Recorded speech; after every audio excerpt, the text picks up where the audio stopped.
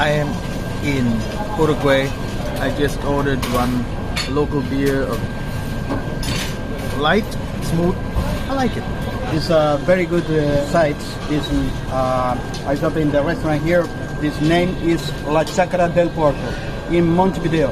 It's port market. My restaurant is the 19 years. It's born in the 1868.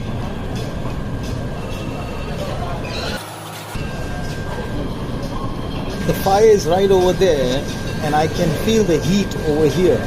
And as the charcoal breaks from the wood, they will disperse it under the grill and they will start cooking.